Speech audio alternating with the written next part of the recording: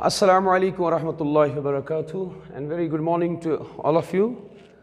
Dear students, today as you know that we have completed the physiology part and we are going to start the new chapter called Anatomy in Flowering Plants.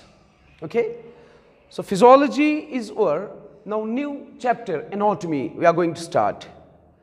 Dear friends, before I'll start this Anatomy in Flowering Plants, let me introduce the difference between anatomy, physiology and morphology.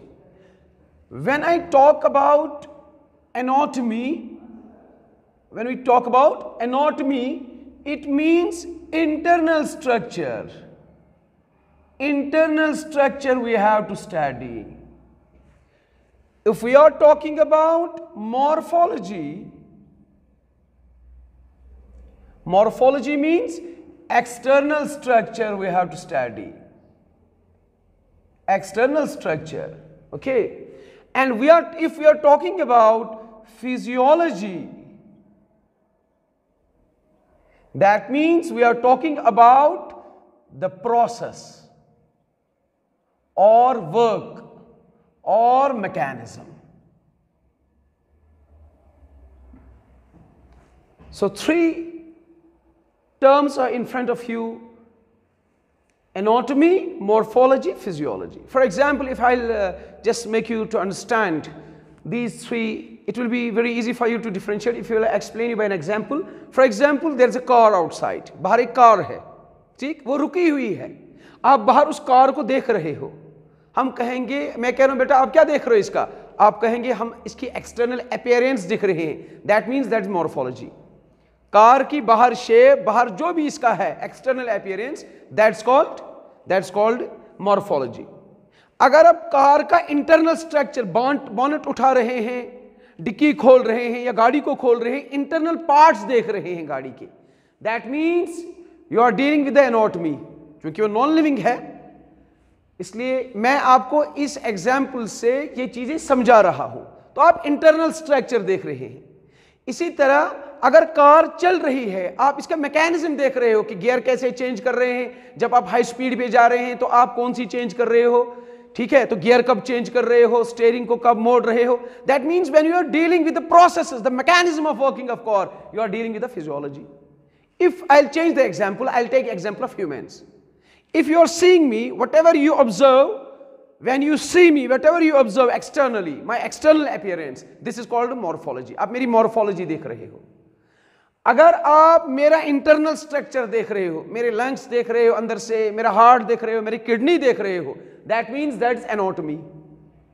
अगर मेरी working process, digestion, respiration, circulation, excretion, ठीक है, locomotion, आप मेरी processes पढ़ रहे हैं, that means you are studying this physiology. Okay, तो बेटा फिजियोलॉजी हमने पढ़ ली है पूरी. अब हमारे पास टॉपिक्स बचे हैं मॉर्फोलॉजी और बचा है एनाटॉमी. तो आज हम एनाटॉमी से स्टार्ट कर रहे हैं. आज हम कहां से स्टार्ट कर रहे हैं? एनाटॉमी से. तो बेटा देखिए एनाटॉमी कैसे पढ़नी है, हमको स्टार्ट कैसे करना है. इंटरनल स्ट्रक्चर जब हम प्लांट का पढ़ते हैं, जब आप प्लांट का इंटरनल स्ट्रक्चर पढ़ोगे तो इंटरनल स्ट्रक्चर में सबसे हायर लेवल जो आपको प्लांट में मिलेगी वो मिलेगी टिश्यू. क्या मिलेगी? टिश्यू. जैसे हम देखते हैं, फॉर एग्जाम्पल आप इंसानों का देखेंगे, ह्यूमंस का, आप क्या पढ़ रहे हैं? अगर मैं कहूंगा हम किससे बने हुए हैं, आप कहोगे सर हम सेल्स से बने हुए हैं. अच्छा, सेल्स मिलकर क्या बनाते हैं? आप कहते हैं सर टिश्यूज बनाते हैं. अच्छा बेटा, टिश्यूज जब मिलते हैं तो क्या बनाते हैं? सर ऑर्गन बनाते हैं. अच्छा बेटा, ऑर्गन जब जो मिलता है तो क्या बनता है? सर ऑर्गन सिस्टम्स बनते हैं. तो ऑर्गन सिस्टम हमारा हायर लेवल है, क्योंकि ऑर्गन सिस्टम के मिलने से ही ऑर्गेनिज्म बनता है. ऑर्गेनिज्म कब बनता है? जब ऑर्गन सिस्टम तक पहुंच जाता है तो ये ऑर्गेनिज्म बनाते हैं.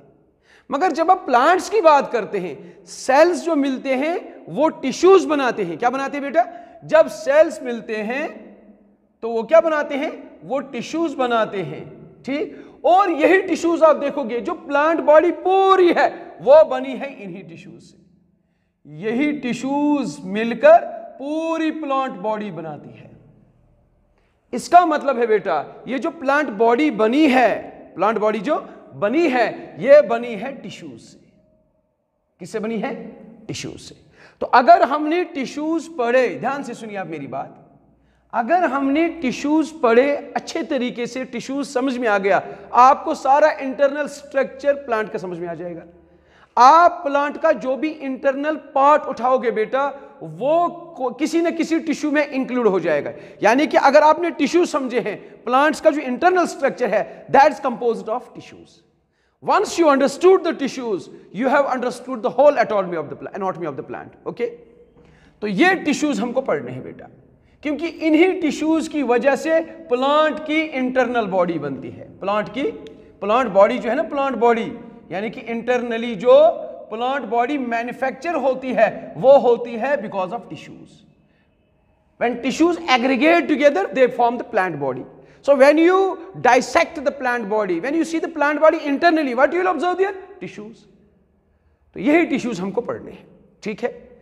अच्छा, अब सवाल है, जब सेल्स मिलते हैं तो टिश्यू बनता है, ठीक, मगर यही सेल्स जब मिलते हैं बेटा तो कॉलोनी भी बनती है। क्या बनती है? इन्हीं सेल्स के मिलने से टिश्यूज भी बनते हैं, इन्हीं सेल्स के मिलने से कॉलोनी भी बनती है। फर्क क्या है? मिसाल के तौर पर ये सेल नंबर 1 है, ये सेल नंबर 2 है, ये सेल नंबर 3 है, ये सेल नंबर 4 है, फॉर एग्जाम्पल। ये एक है। दूसरी बात, ये सेल नंबर 1 है, ये सेल नंबर 2 है, ये सेल नंबर 3 है, ये सेल नंबर 4 है। अब कॉलोनी किसको कहेंगे बेटा और टिश्यू किसको कहेंगे? ध्यान से देखिए मेरी बात। अगर फॉर एग्जाम्पल ये बैक्टीरिया है, हम इसको कॉलोनी कहेंगे, इसको मल्टीसेल्यूलर कहेंगे और नाम देंगे टिश्यू। ये मल्टीसेल्यूलर है, ये मल्टीसेल्यूलर पार्ट है जिसको हम देते हैं नाम टिश्यू, और ये भी मल्टीसेल्यूलर है मगर इसको कहते हैं कॉलोनी।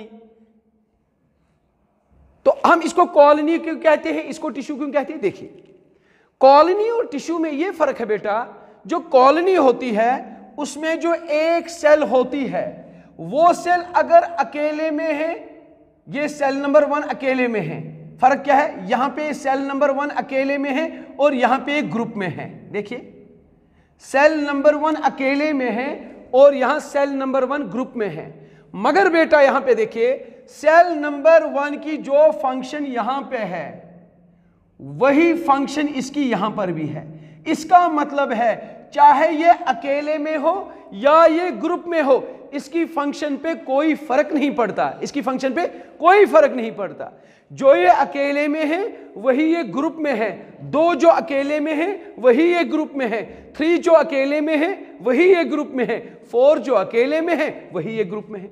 यानी कि जो ये सेल्स अकेले में काम करते हैं वही ये ग्रुप में भी काम करते हैं। यानी कि इनकी इंडिविजुअलिटी जो है, वो जो इंडिविजुअलिटी इनको तन्हाई में है और जो इनका रोल यहां पे है वो एक जैसा है। कोई फर्क नहीं इनको पड़ा एक रहने में या ग्रुप के रहने में। एक बात, कोई फर्क नहीं पड़ा, यानी कि इनकी इंडिविजुअलिटी यहां पे लॉस नहीं हो गई। यहां भी अकेले में भी वही है और ग्रुप में भी वही है।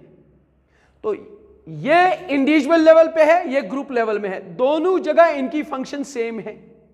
इसके बरक्स ये 1 जब अकेले है, अकेले में ये 1 है, ये 1 जब अकेले में है, इसकी फंक्शन कुछ और है। जब ये इस ग्रुप में चली जाती है तो इन सब की इंडिविजुअल फंक्शन लॉस होकर एक नई फंक्शन वजूद में आ जाती है। समझ में आ गई बात? यानी कि इसकी एक सेल की, फॉर एग्जांपल मैं लेता हूं स्किन। स्किन जब देखेंगे ये टिश्यू है, ये इप्थीलियल टिश्यू है। अगर हम देखेंगे इस इप्थीलियल टिश्यू में जो सेल है 1 2 3 4, फॉर एग्जांपल ये मेरे स्किन का पार्ट है, टिश्यू है ये। अगर मैं देखूंगा जब ये सेल नंबर 1 थी, इसका फंक्शन वो नहीं था जो एक स्किन का है, इसकी अपनी इंडिविजुअल फंक्शन है। 2 की अपनी इंडिविजुअल फंक्शन है, 3 की अपनी इंडिविजुअल फंक्शन है, 4 की अपनी इंडिविजुअल फंक्शन है। जब ये चारों सेल मिल जाते हैं तो ये एक नई फंक्शन को जन्म देते हैं। फॉर एग्जांपल ये स्किन बनाते हैं। अब स्किन की फंक्शन किसकी फंक्शन है इसमें से? आप कहोगे सर स्किन की फंक्शन इन चारों में किसी की फंक्शन नहीं है इंडिविजुअल फंक्शन, बल्कि जब ये 4 मिलते हैं तो नई एक फंक्शन वजूद में आती है जिसका नाम स्किन है और इसका काम है प्रोटेक्शन। समझ में आ गई बात? यहां पे क्या है, यहां पे जो इंडिविजुअल लेवल पे इसकी फंक्शन है वही यहां ग्रुप में भी कोई नई फंक्शन वजूद में नहीं आती, यानी कि ये सेल्स जो फंक्शंस अकेले अकेले करते हैं वही फंक्शन यहां पे भी करते हैं, तो इसको कॉलोनी कहते हैं। यानी कि ये ग्रुप ऑफ सेल्स कोई कॉमन फंक्शन नहीं कहते हैं जो इनकी इंडिविजुअल लेवल पे पॉसिबल नहीं है। यानी कि सेल नंबर 1 अपना कोई फंक्शन कर रहा है, सेल नंबर 2 अपना कोई फंक्शन कर रहा है, सेल नंबर 3 अपना, सेल नंबर 4 अपना। जो ये इंडिविजुअल लेवल पे बेटा फंक्शन कर रहे हैं, जब ये सेल 4 सेल्स मिलेंगे ये फिर वही अपनी इंडिविजुअल फंक्शन कहेंगे, कोई इनके मिलने से कोई नई फंक्शन वजूद में नहीं आई। इन 4 सेल्स की फिर अपनी इंडिविजुअल फंक्शन यहां पे। इसका मतलब है इनको ग्रुप में रखो या अलग करो कोई फर्क नहीं पड़ता। इसके बरक्स ये सेल्स 1, 2, 3 और 4 जब ये अलग अलग होते हैं इनकी इंडिविजुअल फंक्शन होती है, मगर जब ये मिलते हैं इनकी इंडिविजुअलिटी लॉस होकर नई फंक्शन वजूद में आती है। इसकी एग्जांपल मैं देता हूं। फॉर एग्जांपल आप 4 स्टूडेंट्स है, यही 4 स्टूडेंट्स, इसकी भी और इसकी भी एग्जांपल देता हूं। आप 4 स्टूडेंट्स है। फॉर एग्जाम्पल स्टूडेंट नंबर 1, इसको कोई वेजिटेबल है साथ टिफिन में, इसके पास टिफिन है। फंक्शन में सिखाऊंगा कि किस यानी कि एग्रीगेट क्या होता है और मिलकर कोई नई फंक्शन का क्या मतलब है। इसके पास वेजिटेबल है। अगर ये 4 इकट्ठे टिफिन खा रहे हैं, फॉर एग्जाम्पल इसके पास 2 के पास अलग चिकन है, 2 के पास, 3 के पास एग्स है, 4 के पास चीज है। जब इनके अलग टिफिन ये है, इनको अपना अलग टिफिन है, जब ये एक साथ भी बैठते हैं ये शेयर नहीं करते हैं। ये जब अपना खाना इकट्ठे खाते हैं तो ये इसको सिर्फ अपना ही वेजिटेबल मिलता है, क्यों? ये कोई शेयर कर, ये अपना खाना शेयर नहीं करते हैं। ये 2 ये अपना टिफिन खाते हैं इकट्ठे बैठकर, मगर अपना टिफिन शेयर नहीं करते हैं। इसके पास एग्स है और इसके पास चीज है। आप मुझे बताइए, ये चाहे एलोन हो या इकट्ठे हो, इसकी ये चाहे अकेले हो तब भी उसी वेजिटेबल के साथ खाना खाएगा, और ये चाहे ग्रुप में हो तब भी वही वेजिटेबल इसको मिलता है। ठीक, यानी कि इसके अकेलेपन में और इसके ग्रुप में रहने में कोई फर्क नहीं है। समझ में आ गई बात? इसको हम कहेंगे कॉलोनी। क्या कहेंगे? कॉलोनी में क्या होता है, अगर एग्रीगेशन ऑफ सेल्स होता है मगर सेल्स फिर भी अपनी ही इंडिविजुअलिटी में रहता है। इसके बरक्स यही 4 अगर मिले तो इनने अपना खाना मिलाया, यानी कि इसने अपना वेजिटेबल इसको भी दिया, इसको भी दिया, इसको भी दिया, इसने अपना चिकन इसको भी दिया, इसको भी दिया और इसको भी दिया, 3 ने अपने एग्स इसको भी दिए, इसको भी दिए, इसको भी दिए, और 4 ने अपना चीज इसको भी दिया, इसको भी दिया, इसको भी दिया। इसका मतलब है जो इनके इंडिविजुअल लेवल पे जो टिफिन्स थे, जो ये इंडिविजुअल लेवल पे खाते थे, जब ये इकट्ठे मिल गए अब इनकी इंडिविजुअलिटी लॉस हो गई। ये जब मिल गए सबने को ऐसा खाना खाए जो उनके पास नहीं था, और वो खाना तब पॉसिबल है बेटा जब ये इकट्ठे खाएंगे। अगर ये फिर अलग हो जाएंगे इनको फिर अपना इंडिविजुअल टिफिन ही मिलेगा। तो अब इस ग्रुप और इस ग्रुप में आपको डिफरेंशिएट हो गया। यहां पे क्या होता है बेटा, यहां पे और यहां पे ये फर्क है। इसको कॉलोनी कहते हैं, जहां पे सेल्स, इंडिविजुअल सेल्स जो मिलते हैं कॉलोनी में, फिर वो इंडिविजुअल काम करते हैं। और टिश्यू में क्या होता है, टिश्यू में सेल्स मिलते हैं, इंडिविजुअलिटी इनकी खत्म होती है, फिर वो कॉमन फंक्शन करते हैं। समझ में आ गई बात? तो ये है फर्क टिश्यू, इसलिए इसको हम मल्टी सेल्यूलर कहते हैं। Tissue is a multi cellular and colony is, although it contains many cells, it contains many cells, but the cells are there with their individuality. कोई फर्क नहीं पड़ता ये अकेले है या मिलकर है। समझ में आ गई बात? कॉलोनी और टिश्यू के दरमियान फर्क। अब ये जो बेटा टिश्यू है,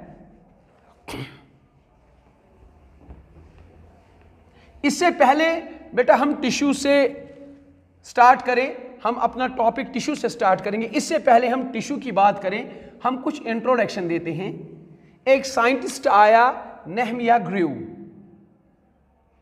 एक साइंटिस्ट आया, Nehemiah Grew. Nehemiah Grew is called father of anatomy.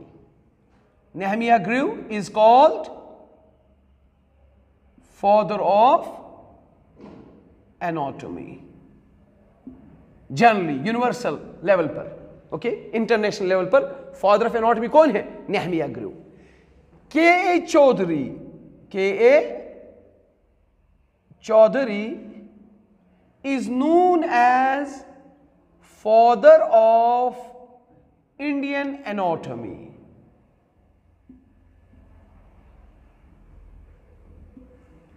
K.A. Chaudhuri is known as father of Indian anatomy. एक साइंटिस्ट आया Katherine इसो,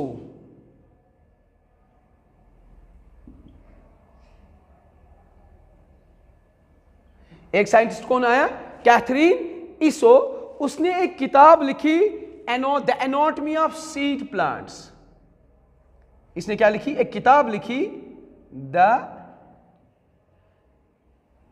anatomy of seed plants. इसने एक किताब लिखी, फेमस किताब the anatomy of seed plants, जो 1960 में पब्लिश हो गई। 1960 में क्या हो गई बेटा? पब्लिश हो गई 1960 में। समझ में आ गई बात?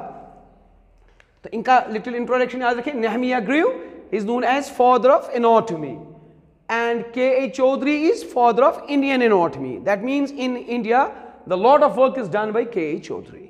Okay, and Catherine Isso wrote a book, published a book known by the anatomy of seed plants, which was published in 1960. ठीक, उसके बाद जो डेफिनेशन स्टार्ट होती है वो होती है बेटा टिश्यू से। यानी कि अगर हमको इंटरनल स्ट्रक्चर जो प्लांट का पढ़ना है, पढ़ना क्या है? हमको टिश्यूज पढ़ने हैं। अगर हम टिश्यूज पढ़ रहे हैं बेटा तो हम पढ़ रहे हैं internal structure of plant, because this is only the tissue which makes leaf, which makes root, which makes stem. तीन ही चीजें हैं प्लांट में, या तो लीफ है, रूट है और स्टेम है। तो ये तीनों चीजों जो कंपोज होते हैं वो टिश्यूज से होते हैं, इसलिए हमको टिश्यू पढ़ने हैं। टिश्यू, इस टिश्यू की डेफिनेशन जो दी वो नेहमिया ग्रीव ने दी।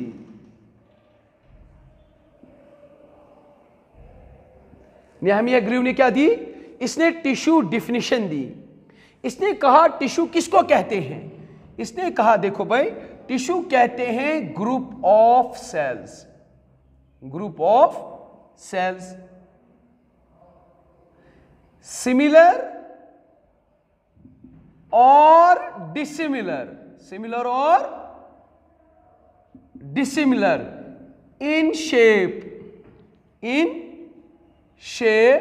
बट, और बट मत लिखो क्योंकि इंग्लिश में बट का यूज होता है ना, जहां पे अक्सर हम गलती करते हैं, बट लिखते हैं।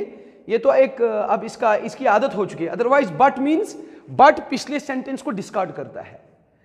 हम कहेंगे ग्रुप ऑफ सेल्स सिमिलर और dissimilar in shape and having common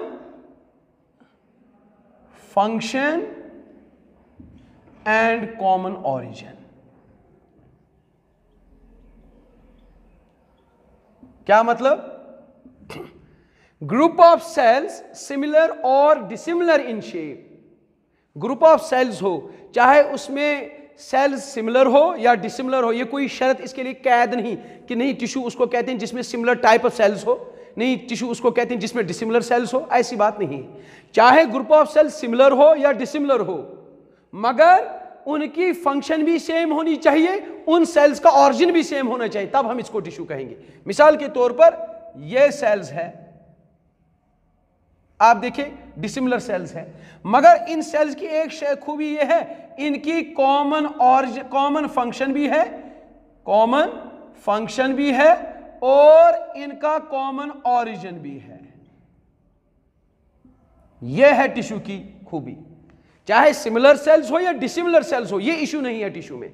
tissue में मेन इशू क्या है? कॉमन फंक्शन होनी चाहिए इन सब सेल्स की। मैंने अभी कहा ना, सबकी इंडिविजुअलिटी लूज होकर एक कॉमन फंक्शन करते हैं और इनका ऑरिजिन भी कॉमन होना चाहिए।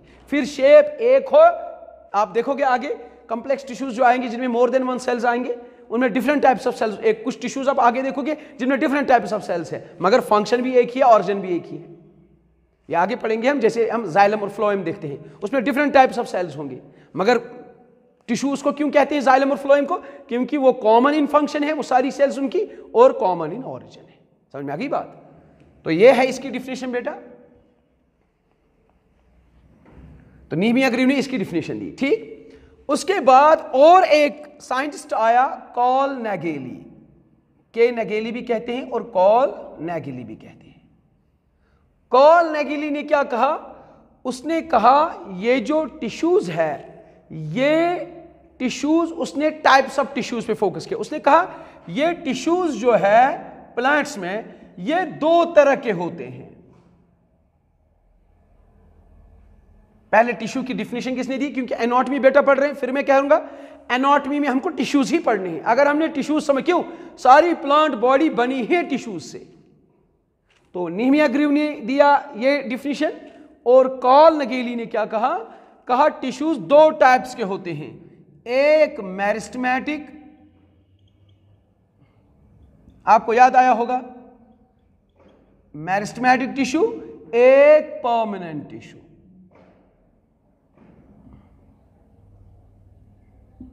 एक मेरिस्टेमेटिक टिश्यू, एक परमानेंट टिश्यू, दो टिश्यूज है। कॉल नेगेली ने क्या कहा, tissue is divided into two types. There are two types of tissues in plants. In short, you just memorize like this. Tissues in plants are of two types only. One is meristematic tissue, one is permanent tissue. यानी कि पूरा plant का कोई भी चीज आप उठाओ वो इन्हीं दो कैटेगरीज में कोई ना कोई होगा। जो भी आप प्लांट पार्ट उठाओगे वो टिश्यू होगा, और जब आप देखोगे वो या तो परमानेंट होगा या तो मेरिस्टेमेटिक होगा, तीसरा कोई है ही नहीं। इसीलिए कॉल नेगेली ने कहा कि प्लांट टिश्यूज जो है ये डिवाइड होते हैं सिर्फ दो ही टाइप्स में, एक मेरिस्टेमेटिक टिश्यू, एक परमानेंट टिश्यू। यानी एक प्लांट जो कंपोज होता है वो होता है only two types of tissues, one is meristematic tissue, second is permanent tissue. Whatever you take from the plant part, and when you place that part, when you want to know where you are going to keep that part, either you have to keep in meristematic part or you have to keep in permanent tissue. Okay बेटा, तो meristematic tissue और permanent tissue. अब हम start करेंगे, पहले हम पढ़ेंगे meristematic tissue, उसके बाद पढ़ेंगे परमानेंट टिश्यू। ठीक, देखिए अगर आपको थोड़ा याद होगा, इससे पहले हमने जो ग्रोथ एंड डेवलपमेंट में है बेटा इन टिश्यूज का तज़किरा किया है। We dealt with these tissues in growth and development. When growth and development we started with this permanent differentiation, de-differentiation and re-differentiation. That time we have discussed this tissue, but not elaborately. This time we are going to take it very nicely here. तो सबसे पहले कौन सा part पढ़ेंगे, meristematic tissue.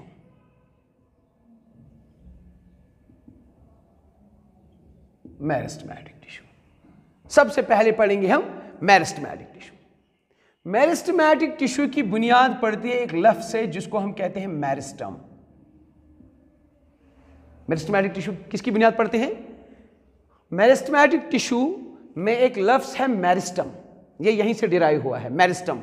Meristem की वजह से उस टिश्यूज का नाम पड़ा है मेरिस्टेमेटिक टिश्यू। मेरिस्टम किसको कहते हैं, स्पेशलाइज्ड, मेरिस्टम कहते हैं specialised region of active cell division. Meristem कहते हैं वो रीजन, एक स्पेशलाइज्ड रीजन होता है प्लांट में जहां पे एक्टिवली सेल्स डिवाइड हो रहे हैं, उस रीजन का नाम है मेरिस्टम। इसी से नाम पड़ा है meristematic tissue, because this meristem is derived from the word meristos. किससे डिराइव हुआ है, मेरिस्टोस। क्योंकि सीधी सी बात है, इंग्लिश तो बाद में एक इंटरनेशनल लैंग्वेज बन गई, जो साइंटिस्ट ने ज्यादा वर्क किया या तो लैटिन में या तो ग्रीक में, तो इसलिए मेरिस्टम इंग्लिश लफ्ज जो है डिराइव हुआ है मेरिस्टोस, विच मीन्स डिविजिबल और divided. Meristematic tissue we are going to start. Why? Because Carl Naegeli said in plants tissues are of two types. One is meristematic tissue, one is permanent tissue. That means अगर हमने दोनों tissues पढ़े, meristematic tissue भी पढ़ लिया और permanent tissue भी पढ़ लिया, बेटा समझो हमने anatomy पढ़ ली। क्योंकि दो ही tissues जब होते हैं तो तीसरा कहाँ से हम पढ़ेंगे। तो anatomy में tissues पढ़ने हैं, और tissues कितने होते हैं, सिर्फ दो किस्म के tissue होते हैं प्लांट में, एक होता है meristematic tissue, एक होता है permanent tissue। ठीक, अब हम शुरू अपना सफर करने, we are going to start our journey with the meristematic tissue. Meristematic tissue में हमको डील है मेरिस्टम से। मेरिस्टम कहते हैं specialised region of active cell division. That means in plants there are some specialized regions in plants where cells show maximum divisions, where cells show active cell divisions. Those regions are called meristems. ठीक, meristem is derived from a word meristos which means divisible or divided. ठीक है बेटा। तो अगर हम देखेंगे बेटा, मिसाल के तौर पर आपने पढ़ा होगा, या आगे फिर पढ़ेंगे, इसको डिवाइड करेंगे, इसको आगे हम फिर चलाएंगे। तो अगर हम पढ़ेंगे कैरेक्टरिस्टिक ऑफ मेरिस्टेमेटिक टिश्यू, ये आपको लिखने हैं, ये आपको लिखने हैं। आप लिखो क्या खूबियां हैं इस मेरिस्टेमेटिक टिश्यू की। जो प्लांट है पूरा, अगर मैं ऐसे प्लांट फॉर एग्जांपल बनाऊंगा, ये प्लांट है, ये टहनी है, ये लीफ है, ये जमीन के नीचे रूट्स है। ठीक, ये सारा अगर देखोगे आप बेटा, लीफ, स्टेम एंड रूट, तीन ही पार्ट्स होते हैं और तीन ही पार्ट्स टिश्यूज है। तीन ही पार्ट्स क्या है? तीनों के तीन पार्ट्स टिश्यूज है और इनमें सेल्स है। अब मेरिस्टेमेटिक सेल्स को हम कैसे पहचानेंगे इस प्लांट में? क्योंकि इस प्लांट में दो ही टाइप्स के सेल्स है। या तो इस प्लांट में आप जहां पे भी हाथ लगाओगे, या वो परमानेंट टिश्यू पे आप हाथ लगा रहे हो, या आप मेरिस्टेमेटिक टिश्यू पे हाथ लगा रहे हो, क्योंकि दो ही टिश्यूज है इस प्लांट में। आप जिस पे आप हाथ लगा रहे हो वो मेरिस्टेमेटिक है कि परमानेंट है, उसकी खूबी क्या है? उसकी खूबी क्या है? तो आप लिखेंगे characteristic of meristematic tissue, characteristics of meristematic tissue, यानी कि मेरिस्टेमेटिक टिश्यू की क्या खूबी है। या हम ये कह सकते हैं कि सिफात की बुनियाद पर, किन कैरेक्टर्स की बुनियाद पर हम पहचान सकते हैं ये मेरिस्टेमेटिक टिश्यू है। जिस तरह हम उन पजल्स को खेलते, बता भाई एक चीज है मेरे हाथ में, वो लंबा है, नोक उसकी काली है, हम फीचर्स बताते थे और दूसरा डायग्नोज करता था, इसका नाम पेन है, मार्कर है। फॉर एग्जाम्पल मेरे हाथ में मार्कर है, मैं कहूं बता मेरे हाथ में क्या है, फीचर में बताऊंगा, लंबा है, प्लास्टिक का बना हुआ है, बीच में इंक है, बोर्ड पे यूज करते हैं। अगर छोटे बच्चे को पूछेंगे, आपको तो पता ही है। तो जब ये फीचर्स में कहूंगा, ये ऐसे डायग्नोस्टिक फीचर्स है जिससे सुनने वाला इजीली डायग्नोज कर सकता है, सर ये मार्कर की बात आप कर रहे हैं। समझ में आ गई बात? तो कैरेक्टरिस्टिक फीचर्स कहते हैं डायग्नोस्टिक फीचर्स, यानी कि किन फीचर्स की बुनियाद पर हम पहचानेंगे कि ये टिश्यू मेरिस्टेमेटिक टिश्यू है। सबसे पहली खूबी, क्योंकि हम पढ़ रहे हैं मेरिस्टेमेटिक टिश्यू, पहले हमने पढ़ा है मेरिस्टेमेटिक टिश्यू, लफ्ज आया है मेरिस्टम से, मेरिस्टम, और meristem specialised region of actively cell division है। वो जगह टिश्यूज जहां पे डिवाइड हो रहे हैं उस जगह को मेरिस्टम कहते हैं। ठीक, मेरिस्टम डिराइव हो रहा है मेरिस्टोस से, यानी कि डिविजिबल और डिवाइडेड। अब पढ़ेंगे हम कैरेक्टरिस्टिक्स ऑफ मेरिस्टेमेटिक टिश्यू, यानी कि बेटा मेरिस्टेमेटिक टिश्यू की क्या खूबियां है, इसके क्या फीचर्स है, क्या कैरेक्टरिस्टिक फीचर्स है इसकी, यानी कि जिससे हम डायग्नोज करेंगे कि ये टिश्यू मेरिस्टेमेटिक टिश्यू ही है। सबसे पहली बात, इसका पहला फीचर अनडिफरेंशिएटेड, ये अनडिफरेंशिएटेड टिश्यू है। ये मुझे समझाने की जरूरत नहीं पड़नी चाहिए इस वक्त, क्यों? आपने ये पढ़ा है। अनडिफरेंशिएटेड टिश्यू किसको कहते हैं? अगर बेटा यहां पे सेल्स है, ये दो सेल्स है या एक सेल है, ये एक सेल है, ये डिवाइड हो गई, मिसाल के तौर पे ये डिवाइड हो गई, ये दो बन गई, कितनी बन गई? दो बन गई। मगर इन दो ने कहा, इस सेल ने इसको कहा मैं डिवाइड होती हूं, आप काम करो, यानी कि इसने अब तुम डिवाइड नहीं होना, तुम कोई काम करो, इसको कोई वर्क दिया गया। ठीक, तो जो इसने, यानी कि ये डिवाइड हो गई, बन गई दो, अब एक सेल वर्क करने लगी, कोई फंक्शन करने लगी, चाहे इसने लीफ बनाया, इसने रूट बनाया, या इसने स्टेम बनाया। ये सेल आगे फिर चलेगी, ये फिर डिवाइड हो जाएगी, एक दो, और पिछले ये एक बाग अपने साथ ही है। अब इस एक ने इसको फिर कहा भाई तुम काम करो, मैं डिवाइड होती हूं। इसका मतलब है ये जो सेल है ये अनडिफरेंशिएटेड है, और ये डिफरेंशिएटेड मास है। डिफरेंशिएट कहते हैं जो सेल अपनी डिवीजन की कैपेसिटी को लूज करे और कोई फंक्शन करे। ये सेल भी इसी से बनी थी ना, तो इसके पास भी पावर ऑफ डिवीजन था, इसके पास भी पावर ऑफ डिवीजन, दोनों के पास, क्यों, इनकी मां एक ही है।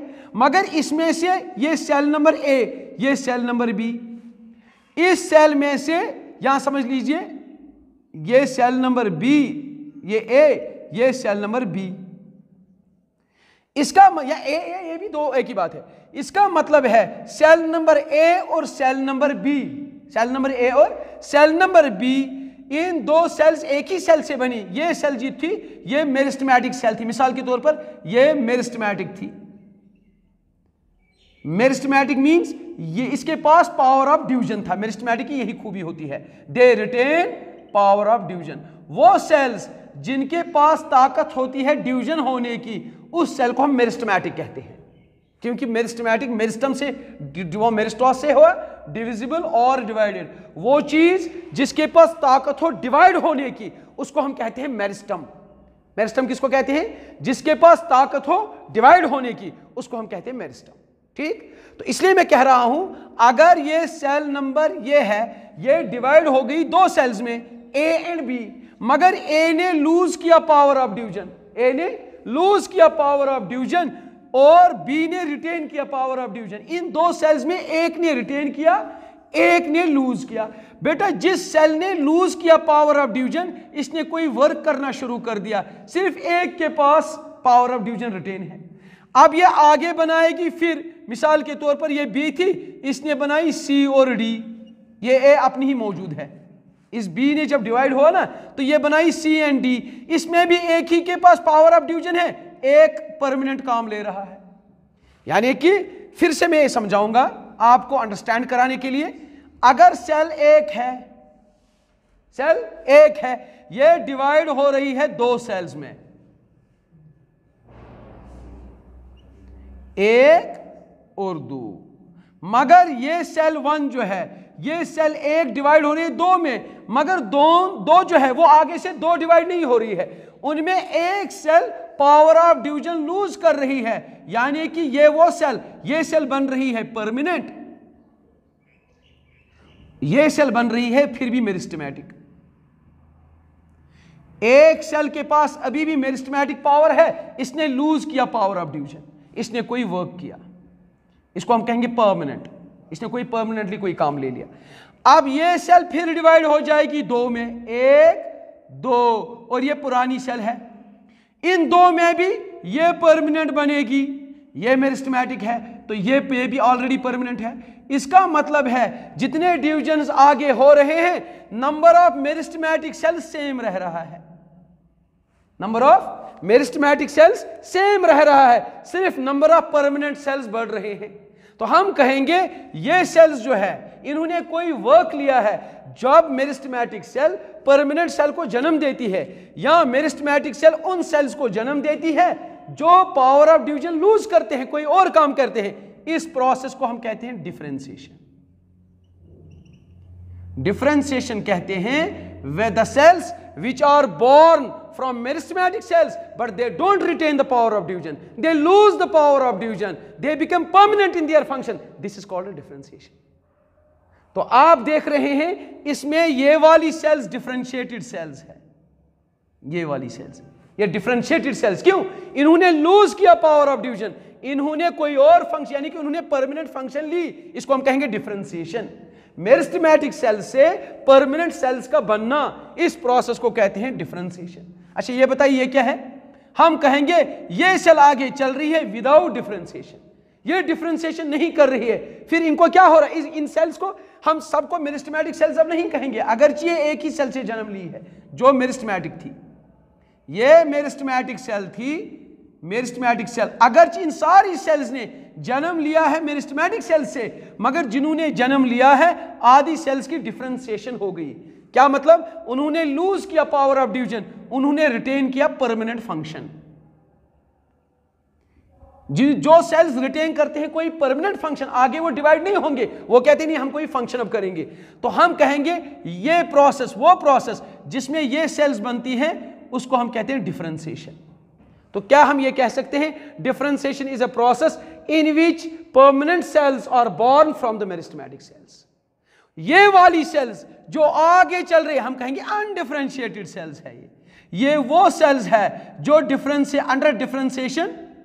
अंडर डिफरेंशिएशन नहीं होते हैं। ये वो सेल्स है जो फर्दर भी रिटेन करते हैं पावर ऑफ डिवीजन। तो जब आप देखते हैं बेटा एक सेल जब ये आगे चलती है ये करोड़ों सेल्स बनाते हैं, मगर करोड़ों के करोड़ न मेरिस्टेमेटिक होते हैं और करोड़ों के करोड़ न परमानेंट होते हैं। इसमें कुछ सेल्स मेरिस्टेमेटिक सेल्स जो है वो उनका नंबर सेम रहता है। आप देखिए नंबर ऑफ सेल्स जो बढ़ रहे हैं वो कौन बढ़ रहे हैं, वो परमानेंट बढ़ रहे हैं। तो इसलिए हम कहेंगे ना मेरिस्टेमेटिक टिश्यू की सबसे पहली खुसूसियत क्या है, इनकी सबसे पहली खुसूसियत यह है कि इनकी जो ये सेल्स है ये अनडिफरेंशिएटेड टिश्यू है।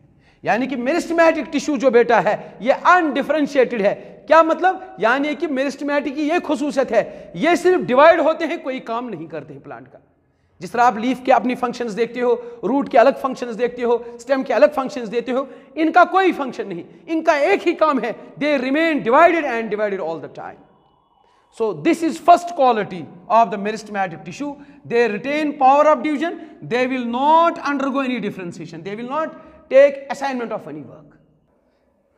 तो बेटा ये था इसका पहला कैरेक्टरिस्टिक फीचर मेरिस्टेमेटिक टिश्यू का। क्या था पहला feature? Undifferentiated tissue. Meristematic tissue वो टिश्यू है जो कोई और काम नहीं करेगा, उनका एक ही काम है डिवाइड होना। अगर इन्होंने डिवाइड का काम छोड़ दिया हम कहेंगे डिफरेंशिएशन हो गई, फिर उसका नाम मेरिस्टेमेटिक नहीं है। तो ये है पहला फीचर। नेक्स्ट लेक्चर में इंशाल्लाह आप देखोगे बाकी फीचर्स भी। तब तक टेक केयर ऑफ योरसेल्फ। खुदा हाफिज।